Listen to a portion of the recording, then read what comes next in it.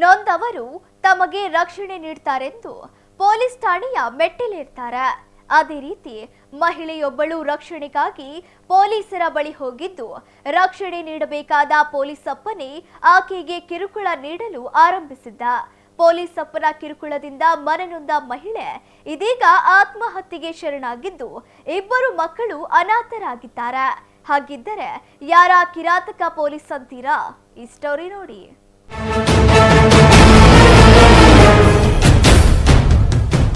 Police ಕಿರುಕುಳದಿಂದ ಮನನೊಂದು ಮಹಿಳೆ ಆತ್ಮಹತ್ಯೆ.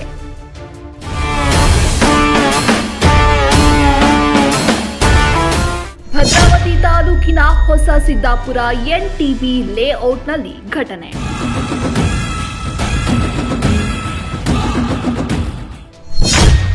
ಸ್ವಾತಿ ಆತ್ಮಹತ್ಯೆಗೆ ಶರಣಾದ ಮಹಿಳೆ.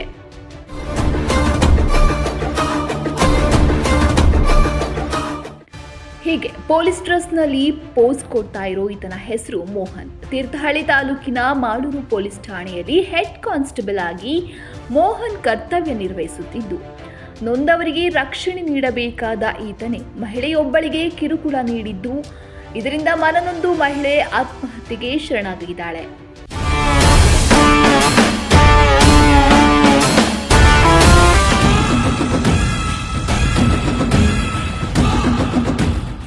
ಶಿವಮೊಗ್ಗ ಜಿಲ್ಲೆಯ ಭದ್ರಾವತಿ ನಗರದ ಹೊಸ ಸಿದ್ದಾಪುರ ಎನ್ಟಿಬಿ ಲೇಔಟ್ನಲ್ಲಿ ಘಟನೆ ನಡೆದಿದೆ.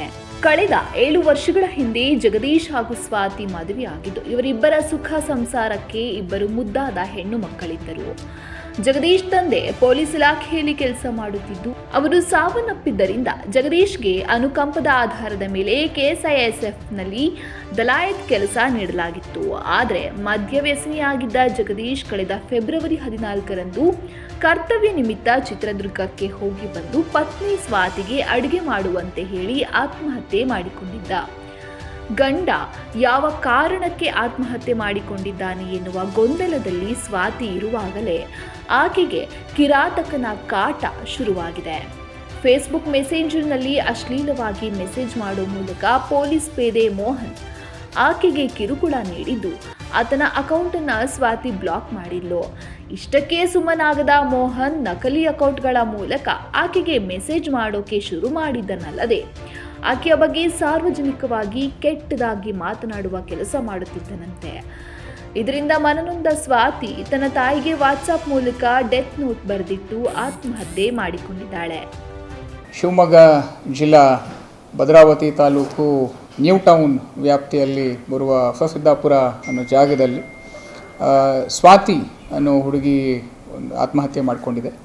ಈ ಸ್ವಾತಿ ಅವರು ಬಂದ್ಬಿಟ್ಟು ಹಿಂದೆ ಜಗದೀಶ್ ಅಂತ ನಮ್ಮ KSISFಲ್ಲಿ ದಲಾಯತ್ ಆಗಿದ್ದರು.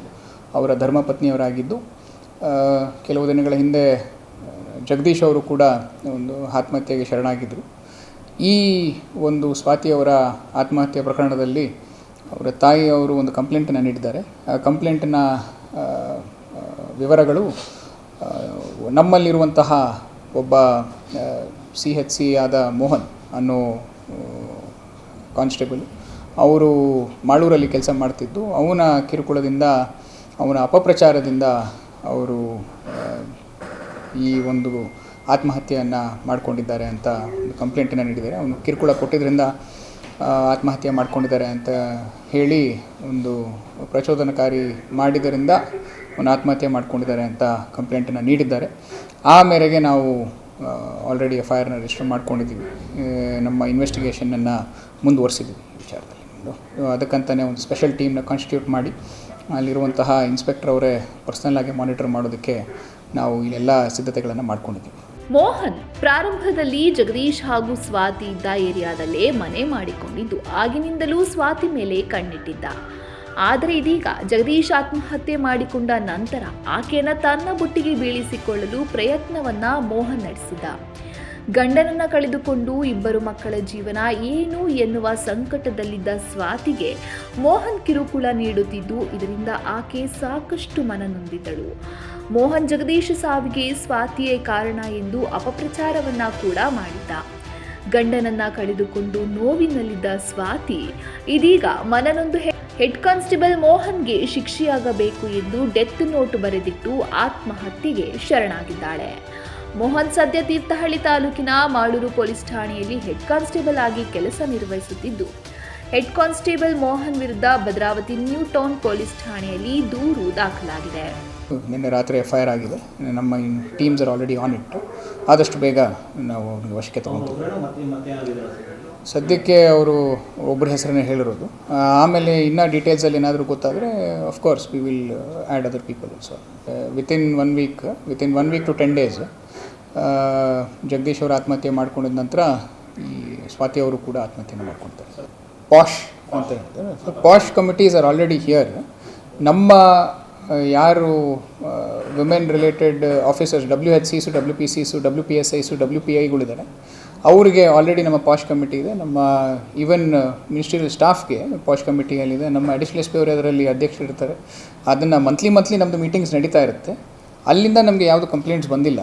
ಬಟ್ ಇದು ನಮ್ಮ ಇಲಾಖೆಯನ್ನು ಬಿಟ್ಟು ಆಗಿರೋದ್ರಿಂದ, ಯಾಕಂದರೆ ಅವ್ರು ಧರ್ಮಪತ್ನಿಯವರಾಗಿರೋದ್ರಿಂದ ಅದ್ರ ಬಗ್ಗೆನೂ ನಾವು ಇವಾಗ ಏನು ನಮ್ಮ ಕ್ವಾರ್ಟರ್ಸ್ಗಳಲ್ಲಿ ಏನಾದರೂ ಅದ್ರ ಬಗ್ಗೆ ಮಾಹಿತಿ ತೆಗಿಬೋದಂತ ಅದನ್ನು ಒಂದು ಸ್ವಲ್ಪ ನಾವು ಪರಿಶೀಲನೆ ಮಾಡ್ತೀವಿ.